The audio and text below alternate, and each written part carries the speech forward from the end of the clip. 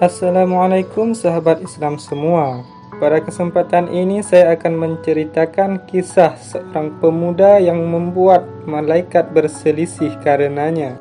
Dalam kajian kitab Riyadhus Shalihin dan Ihya Ulumuddin, menceritakan sebuah kisah yang menggugah hati. Dalam kitab tersebut menceritakan kisah seorang pembunuh di zaman Nabi Musa alaihi salam yang dinukil dari kitab Sahih Al-Bukhari.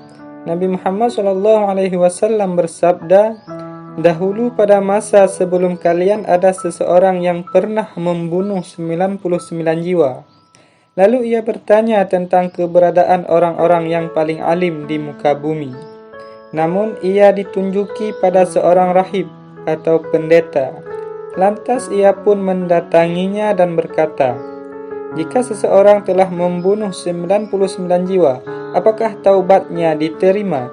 Rahib tersebut pun menjawabnya, 'Orang seperti itu tidak diterima taubatnya.'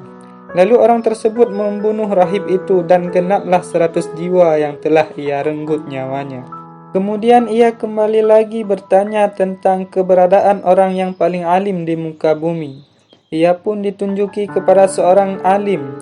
Lantas ia bertanya pada orang alim tersebut, 'Jika seseorang telah membunuh 100 jiwa, apakah taubatnya masih diterima?'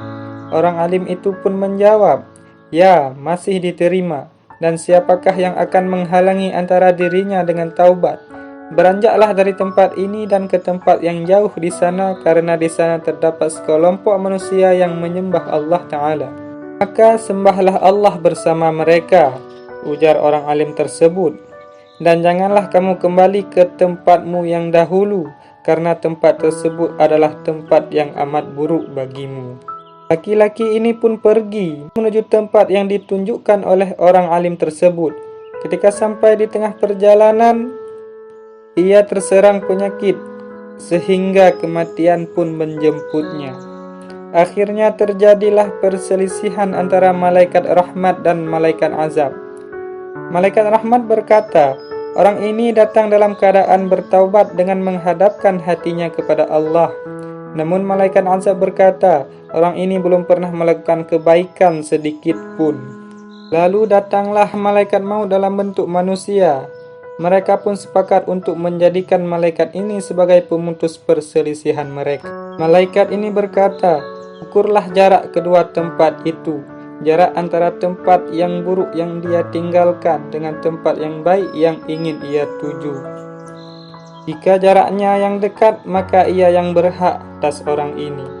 Lalu mereka pun mengukur jarak kedua tempat tersebut dan mereka dapatkan bahwa orang ini lebih dekat dengan tempat yang ia tuju, yaitu tempat yang baik. Akhirnya ruhnya pun dicabut oleh malaikat rahmat dan laki-laki tersebut pun diterima di sisi Allah. Dalam hadis tersebut dapat kita petik bahwa Allah Ta'ala lebih gembira akan taubat seorang pendosa. Allah Ta'ala membentangkan tangannya kepada yang bertaubat. Sekian, Assalamualaikum warahmatullahi wabarakatuh.